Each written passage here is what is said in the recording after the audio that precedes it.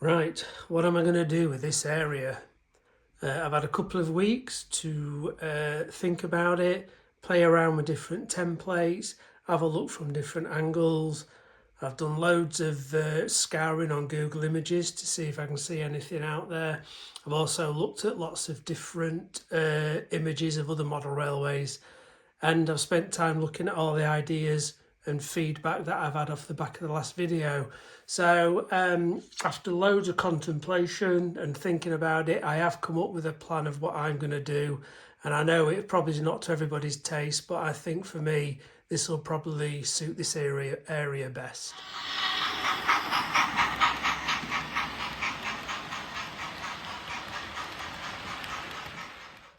So after discarding the idea of the larger upper level, which came out here because of the space I was going to lose, it was a choice between the cutting or the smaller covered area.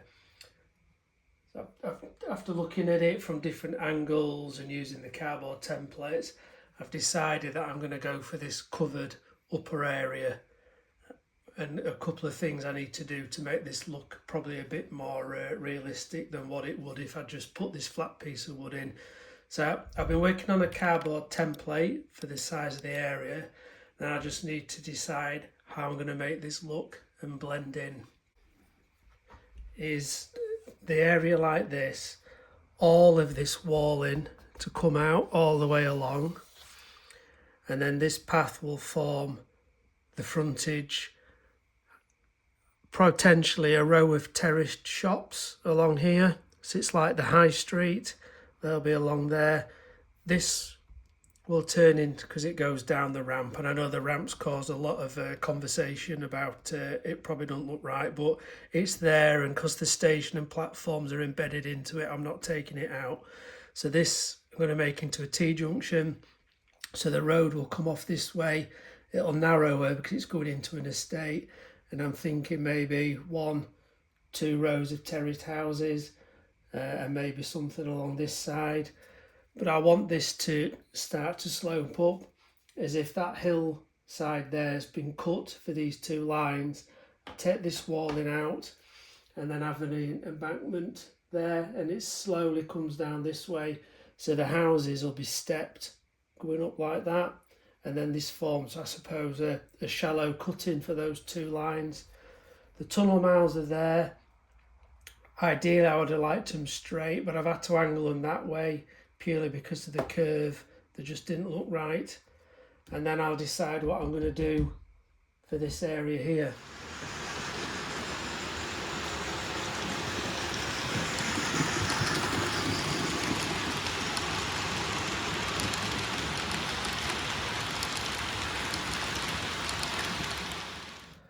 Obviously, by building this up and it's sloping down, it'll give more of a bit of substance above these tunnel portals to make it look more realistic, you know, as if there is some ground above.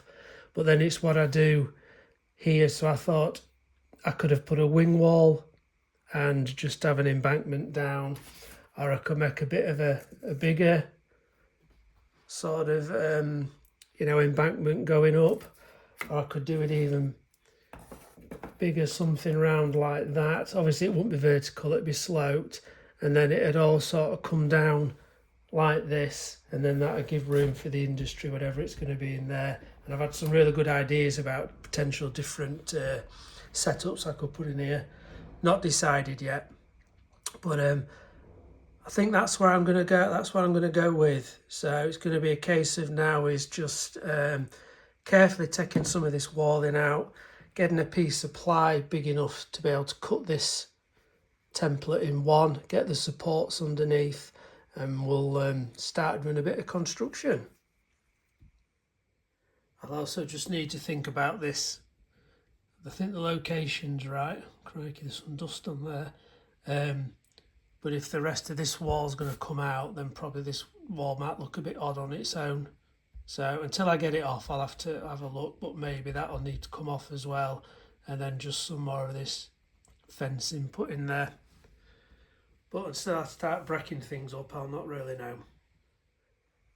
I think what will make a refreshing change building this upper level is once I've got the template and the baseboard cut to size, I'll be able to make it away from the layout, so I'm not on my knees leaning over, and it won't interrupt me running trains at the same time. So I've not been able to do that on other parts of the layout, so that'll be good to do. I think in terms of houses, I've just quickly measured those terrace houses I've got at the other side of the layout. They're the Hornby Scaledale ones, which I really like, but they're expensive, so I don't intend to use those again.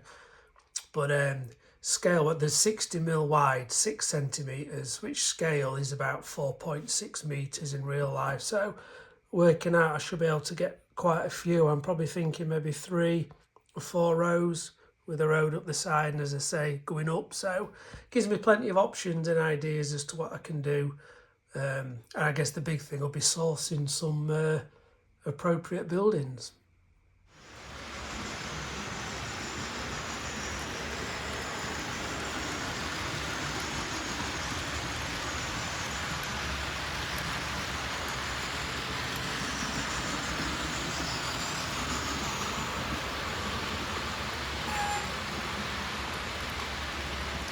So it'll be 2-stage, this area. I'm going to do this, concentrate on this bit first. Once that's in place, then I'm going to look at the bottom area and the type of industry I want to put on there. I've been finalising the template. I've just been gluing patches of card to get it as exact as I can along there. Then I'm going to try and find an appropriate piece of board to be able to transfer that onto and get cut out, and then think about how I'm going to get it to marry in nicely underneath where that wall was, and the same with this side here. So my thinking is I want the finished level to be flush with this pathway. So when I take these walls off, there's also a plinth which will need to come out. And I'm thinking if I measure from the top of this finished pathway down onto this wall here, once this is all out, and I'm going to fix and screw and glue some wooden battens along there, the thickness of whatever board I use, to say it's 9mm board, screw it to the top's 9mm low, and then it'll sit on it and support it. Or at least that's my plan. So I guess there's no time like the present, and once you start there's no going back. So let's see how easy. I'm sure they're only PVA'd on. See if I can get these off without causing too much damage.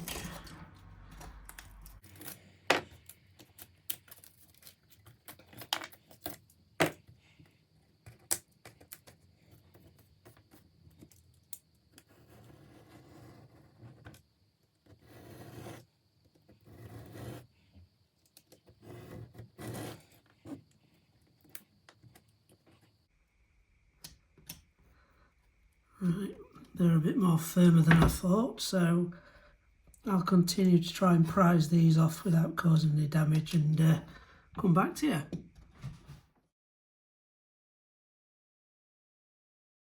I think one thing which will help actually doing this is my calculations got a bit tight when I was putting this original wall. I don't know if you can see how close that is. And sometimes when there's a long rake, they tend to pull slightly and we're catching, where at least now I can take this off, this corner, whatever you call it, buttress support, and that'll just give me a bit more space. There we go, prised off quite easily, but I've got no fear of any fouling now.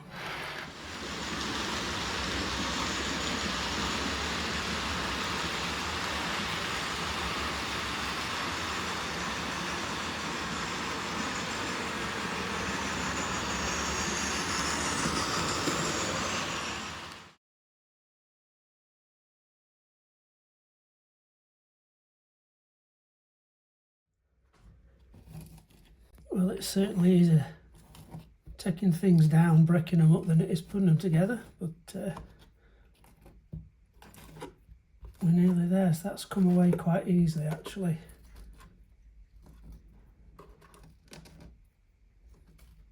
So again, I think I will just put like a wooden support all the way around, and then allow the board to sit into it. Right, a quick tidy up I think, and then find something to be able to transfer this cardboard template onto. I've got a feeling when I made the helix I've got a large circle of MDF left, and I know it's only 6mm thick, but there's going to be no weight up here, and if it's supported round every edge all the way around and various supports underneath, I think that should be strong enough without it warping or bowing. So I'll go have a look, see what I can find. So that's this offcut of MDF I found. And pretty much it fits. There's just that one corner where it's a bit shy, but I'm sure I can patch that. It's just such an awkward shape. It'd mean buying a big piece of either ply or MDF and there'd be a lot of wastage. So I'm going to do what I can with this and then just patch it and join a bit there. So if you can see, there's some numbers, so 3, 4, 5, 6 and 9. That is just where now I've took the walls off and the kind of coping, it's just left a gap. So when I've transferred this onto there, onto the board, I need to measure out 3mm from there, 4 from there, and draw the line just to extend the board a little bit. I'm hoping that'll work out okay. And then just cut a piece and patch that bottom corner down there.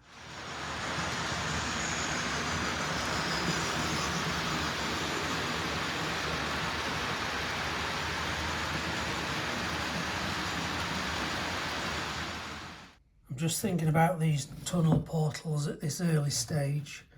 Now obviously these two are battered, some of the paper's peeling, you can see where I've ripped stuff off. But the carcass themselves, they're pretty good, they're solid, and they've held the shape. So what I'm thinking I may do is, I've still got the files, so I think I'll go on to scale scenes and print off some new brickwork, peel off what I can here just to level it all up, and then redo them, reline them with the paper. And then when it comes to actually installing them, I think anybody who's done tunnels, or certainly me, struggle to try and get enough of a lining inside so it hides, you can't see when you look down the tunnel, all your framework and that.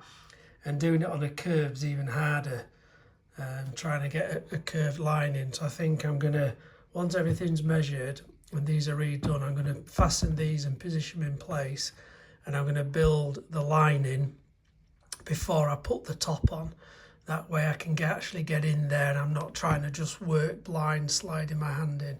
And hopefully I can get the lining far enough so that it disguises anything and it does look like a proper tunnel lining. So we'll see how I get on with that.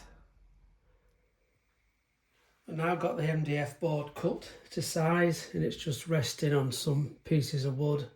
I will brace all around the edge to get it in its final height. But I can see now the area, now all the walls are out, it does make it a bit clearer. So I've got some PIR insulation board. I'm going to start cutting some of that so I can start to build this up and then have an embankment around that edge. And then I'm just going to look what I'm going to do for this edge here. Will it be a natural slope like this? Just see how that looks, and then whether I bring the retaining wall going down that way and just blending all this in.